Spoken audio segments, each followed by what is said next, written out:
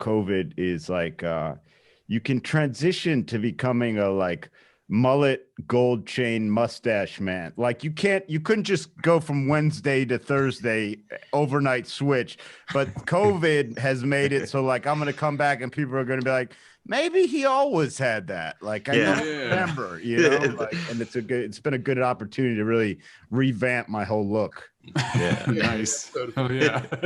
Phil has learned so much because you're a dad Smith, you're a podcast Smith, you're a joke Smith, mustache Smith. Your credentials are crazy, dude. I mean, it's really my daughter, my jokes, take them or leave them. It's the gold chain and the mustache that are what's important to me in my life. Yeah. That's your why. Yeah.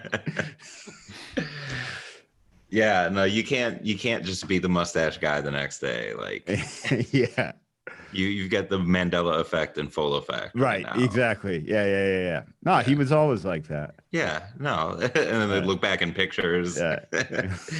Just Photoshop the mustache and the channel all your old photos. When was your daughter born? January 15th. Okay. Yeah, because I knew it was pretty recent. And it's been amazing. And I'm tired as shit. Like, it's funny. And that's what every new parent says. And in my mind, for some reason, I was like, yeah, but like, they're pussies. Like, I don't know why. Like, I heard everyone says that. I'm like, yeah, but like, come on, and then you have one and you're like, what the fuck? Like, this thing doesn't sleep. It just cries and eats. Like, this is crazy. You can't live like this. Like get rid of it. Another stand-up. What's that? Like you're living with another stand-up. Yeah, exactly. Yeah. Yeah. So let me try out this bit on you. Right. I'm just gonna scream. Yeah. Let me try this bit out where I just suck your wife's tits all the time. That's alt. Yeah. Have you written stuff about it yet? Have you gotten to that point, or are you just? So here's the thing. I very deliberately.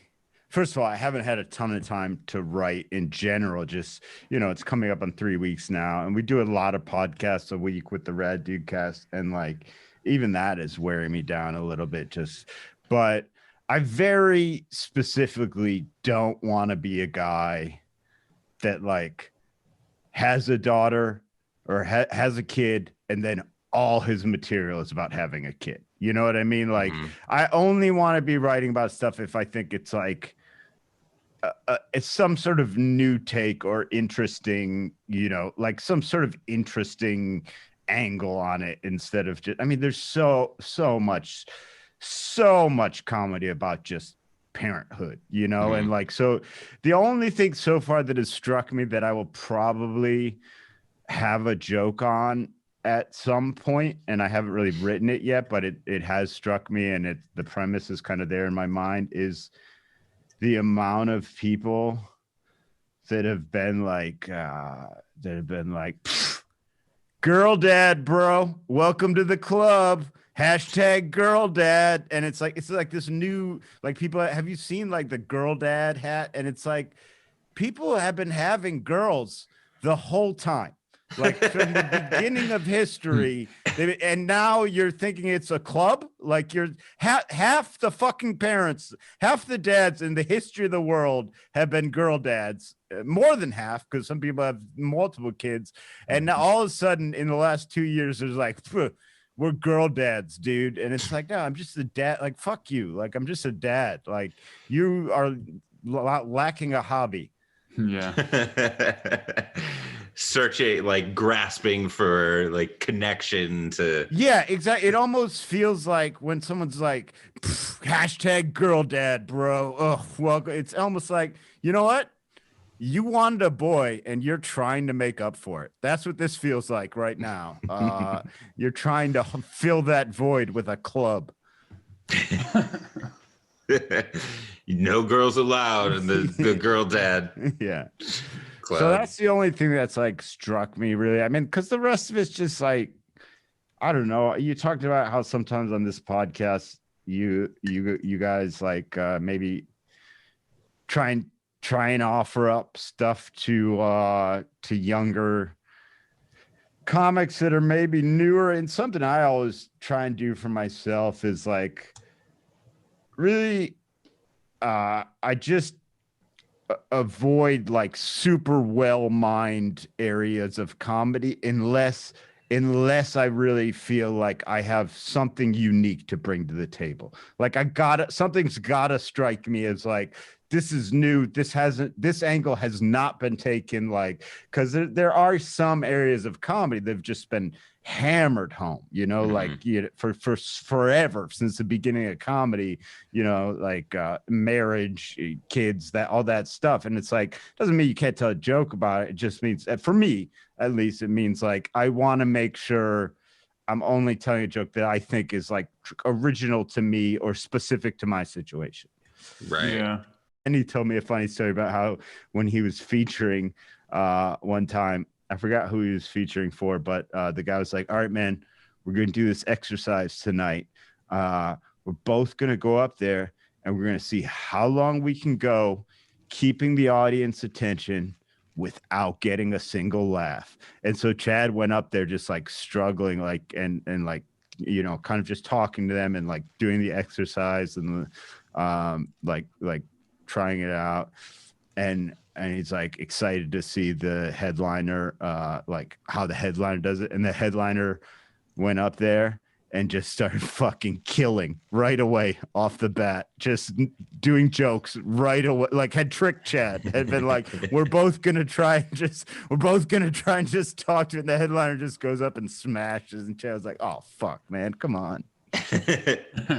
That's fine. I feel like in the middle of a set that, that's a better place for it. If you come out up front and you're like, no, I'm going to monologue. Yeah. That's interesting too. Like the idea of doing exercises when you're on stage.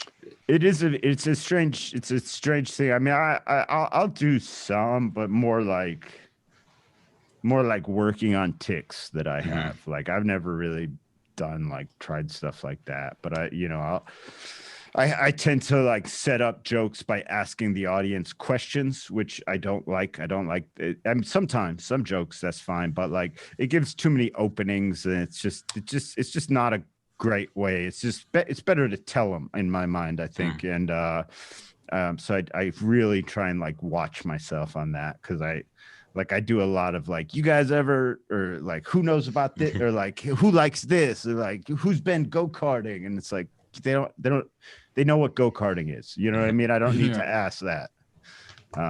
So I've done exercises where you just go out and you yell your jokes instead of tell your jokes, but you make sure you have the right inflection. Obviously you're not just yelling because, monotonously yelling your jokes, but that always works really well. And I just don't do it all the time because I don't have that much energy. And like, I can't always be in that mood to match it. Yeah. So if I'm not in that mood, I can't fake it like very well. I probably could, but I don't like doing that. So yeah, it's weird, but that works though. It's weird. Oh yeah. I mean, I'm loud on stage. Like I'm close to that on stage sometimes. And like, I'll get mad because I'll have like sound guys turn me down. And like I'll be out at like some rough club in Arkansas or something, and I'll have the sound guy turn me down, and it's like, motherfucker, I'm yelling because everyone in here is drunk and talking, and this is if I'm louder than they are, they have to listen. Don't turn me down. Like I get so mad when that happens, when they're like, oh, he's yelling, he must think the mic's too low, and it's like, no. There's fucking 120 hammered fucking guys from Little Rock. That's why I'm yelling. Yep. Absolutely. No offense to Little Rock. Great city. I've done open mics where like in Parma, there's this open mic. We don't do shows in Parma, but like there's this rowdy like sports bar that I did like way back in, I don't know, a long time ago, but just to get them to quiet down, I had to like yell my jokes, and I got them all to quiet down. Yeah. But like they had good speaker system. That's why it worked. Right. If it would have been like an amp, I don't think it would have gotten all that attention, but they were getting it like directly from speakers near them. Yeah, that's what like that is like the one of the like vital things a heckler often doesn't take into account is like, I have a microphone and you don't, like, and this is a war of talking. And so like Yeah. I'm already so far. This is fucking the United States versus like Bosnia right now in terms of weaponry, you know, and no offense to our Bosnian listeners, I'm sure. I don't know if you're still a country, but I think your army is, you know, coming along nicely. Right. They've accelerated. They're very strong. Yeah. We've got good listenership in Estonia. So okay. Man, I love Estonia big time. I think David's being serious too. Are you serious? Yeah, I got an email. They were like, it was like, you're the number 16 comedy podcast in Estonia. And I was That's great, man. Yeah. I'm fucking tired and not like normally I try and write every day and like, you know, see what comes out, even if I don't have anything. But like right now I'm just kind of, you know, putting down little notes in my phone if I come up with a premise, and like I'm just things are on the back burner for the time being. Yeah. Now, before, like when comedy was going full swing, like what was more your writing process? A little bit of both, because that's kind of a loaded question, because everybody like writes when it hits them, and does it a little bit differently. So, I mean, did you have like a process? Oh yeah. So I always will make a note in my phone if something hits me while I'm out and about. I only write in the morning. I can't really write other than the morning. I don't know why. I just don't feel productive and funny. So I usually will drink coffee and write, and I'll put a timer on and try and get, you know, I'm not one of these guys that writes all day long, you know, like I'll try and do an hour straight, you know, and then and then from there I do a lot of writing on stage. Like I take that and I kind of take it to stage and mess around with it. And I mean, that's sort of my process. And then you know, it's funny, like a lot of my best jokes were never written. You know, I think the writing for me, a lot of it is like clearing out whatever's in the way of the good jokes. Like, so that's why I never have a problem. I don't give a fuck if I'm sitting there writing a joke out that I'm like, this joke sucks. This will never work. I don't care. Cause it's like, to me, I'm like, I'm flexing that writing muscle. Like I'm clearing some junk out of the way for some good stuff that's behind it, which is probably not how brains work. I don't know exactly what the storage system in a brain is. I'm guessing not that, but yeah. So, I mean, I don't care. I don't care if I write a bad joke in my notebook, you know, it's like, who cares? Right. I've never heard it described that way, you know, clearing out the junk to get to the good stuff. That's a really good angle on it. Yeah. Just 'cause, I mean, a common mistake. I mean, I do it even though I know it doesn't work, but you know, I try to sit down and think like, oh, all right, this is going to be hilarious, or like, this is going to be super deep and super meaningful, and this is going to be the best thing I've ever written. And then that pressure just kind of, it stops me from really exploring like what's really going on up here, because I've like, you know, if it doesn't measure up to that, well, I'll be like, well, this is garbage, and I'll throw it out and I won't get any momentum. Right. Yeah. It's such a weird thing too. And like, I think, you know, I'd say I'm like, you know, I guess a mid-range guy is maybe what you'd call me. Like I headline, but nobody knows who I am, and I don't headline the top clubs very often. So I'm like, you know, I'm doing fine. I've been doing it enough time to know some stuff, but also enough time to know how much I don't know. And you know, so I'm getting a little better at knowing what's going to work and what's not going to work once I've written it. But it is still amazing to me how often I'll have two jokes that I'll have written. One I think is killer and one I think is garbage. And I take them up on stage, and the one I think is killer sucks, and the one I think is garbage the crowd loves. You know, like it's this weird thing where like, man, it's hard to know crowds. It really is hard to know what. So like, it's always funny to me when like a younger guy's like, man, I wrote this joke. It's the fucking best joke. And it's like, you don't know that yet, man. Like you can't know that because you're not the decider. The crowd's the decider. Like, right. So yeah, I don't know. I don't really stress about it too much, you know, about writing. Like if nothing good comes out, like, man, I think if I could give advice, or if I'm in any position to give advice to younger guys, like just write. Like it doesn't really matter what it is, man. If you don't feel funny, journal. You know, like just write, just write. That is unless you're some fucking phenom, which there are a few of them who can just go up there and have a premise they thought of and be hilarious.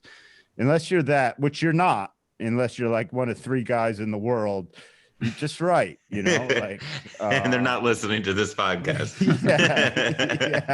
yeah. Just write and don't worry about it. If it's like, I'm not getting good jokes, who cares? You'll get them, or maybe you're not good and you shouldn't be a comedian. It could go maybe one of the two. Yeah. What does Seinfeld say? Like, don't tell people about your new joke until 24 hours after you write it, or something like that. Yeah. Because I mean, when you're in the moment, you know, you're like, holy shit, this is good stuff. And then you tell it to your friend or like another comic, and they're like, no, I get it.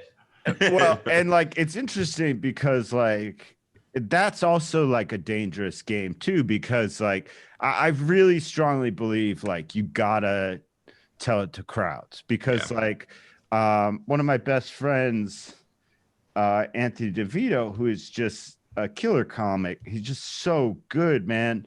And like we'll talk about bits sometimes. I more run bits by him, but occasionally he'll talk about a bit to me and I just won't really get it.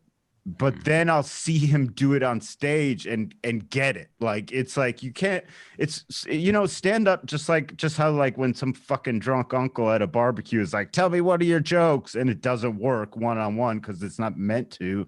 It's even when you're talking to a comic, sometimes it doesn't work. And then like sometimes, and then you take it on stage and the comic who you were talking to is like, oh, that's what he meant. That's how he was going to kind of phrase that and set that up, and like, you know, so even running it by comics, and I do, there are comics I run stuff by and talk stuff out with, but it still is not really the test for me. Like I need to get it up on stage and see. Yeah, you don't know, you know, I mean, there's so many different things at play when it comes to an audience, so many different people. And plus, you know, if you're talking out a joke to a fellow comic, chances are you're not adding the performative side of it. Chances are like the context is like is lost. It doesn't come across. I'm much more often that, you know, it's so funny. It's such a weird world. I like, this would be something I'd tell a young comic is like, I only make money off, I guess this is maybe a little too inside baseball, but I almost literally only make money off satellite radio. If you have a comedy album, unless you're Jim Gaffigan, you're not getting paid from album sales. You're not getting paid from Spotify. You'll make a little from Pandora, but if you get played on satellite radio, you'll do well. Like that's the ticket. Okay. All right. Wow. Good. Yeah. I mean, I know that album sales are like nothing. I mean, that's not where, you know, you get your. So it was crazy because so I was number one on the iTunes chart, but I kind of knew I would be because my label is good with marketing, and the iTunes charts take growth into account, right? So like, say fucking Brian Regan goes from selling goes from 70,000 downloads one week to 80,000 downloads the next week.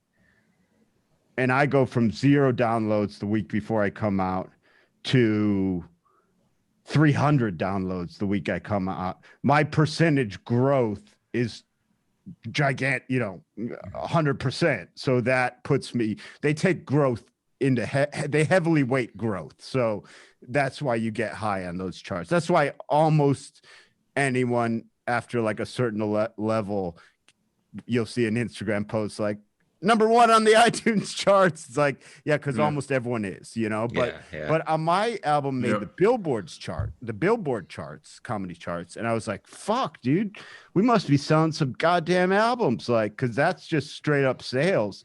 And then they told me the numbers and I was like, Jesus Christ, nobody buys comedy albums. Cause it was like, I was like number 4 on Billboard, and I'm not going to get into the numbers, but it was not a lot. But the album's been really successful. It's just nobody buys them anymore because you can go on Spotify or Pandora. There's no. Why would you? Right. And that's why the pandemic has been such a mess, because now you miss out on all that touring, the club money. Yeah. That's why I've been so lucky, and part of it's my label, but I've been really lucky that I get played on satellite radio, because they do still pay.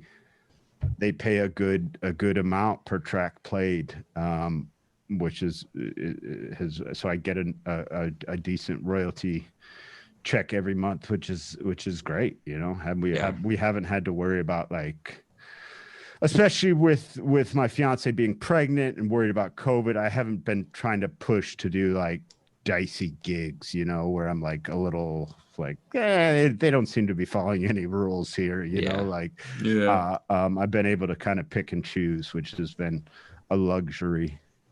Sure. No. Hilarities does a great job.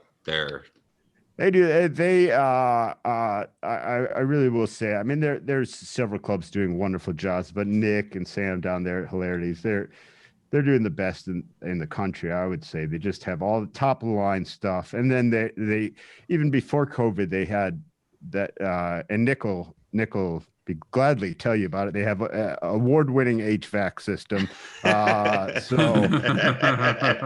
come down to Hilarities for the comedy, stay for our HVAC. But it does help. It helps with the COVID.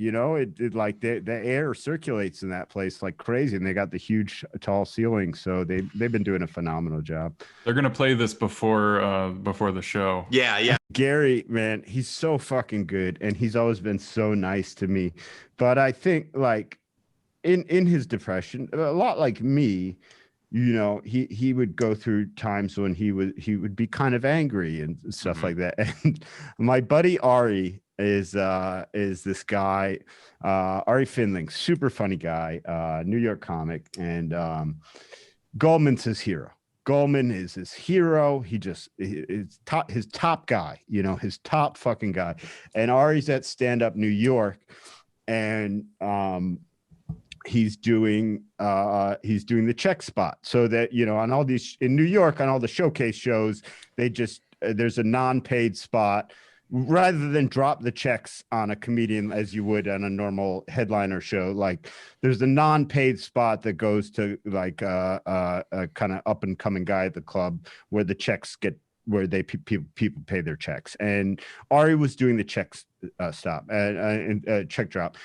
Goldman was coming up next, And, a lot of times in New York, these guys are running around town. They've got 4, 5, 6, 7 spots that night, and they got to get all over town. And what happened was to Ari was stand up.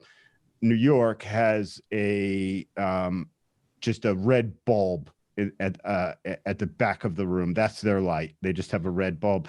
And this happens sometimes with lights that aren't flashlight, like, permanent lights. No one ever turned it off from the last comic. So it was just on the whole time.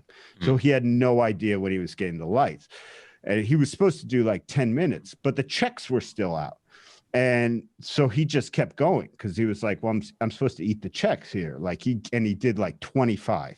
And then they started flicking the light and the check. But his thinking was, nobody's telling me anything. The checks are still out, and so he comes off stage and he introduces Goldman. And as they pass, Goldman, his hero, they've never spoken before. Goldman goes, not good. Not fucking good. And then just goes up onto the stage.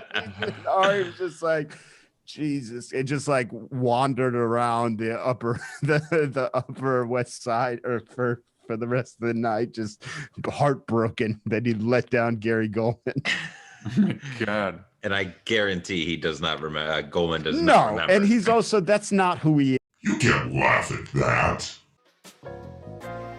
Special thanks to Golden Ox Studio.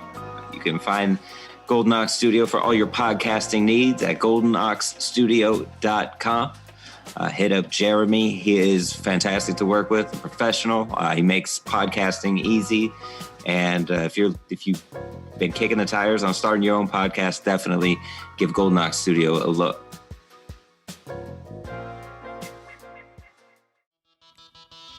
If you'd like to weigh in on today's topic, follow us on Twitter at YouCan'tLaughPod, or like us on Facebook at You Can't Laugh at That, and tell us how you did laugh at today's topic, or how you didn't.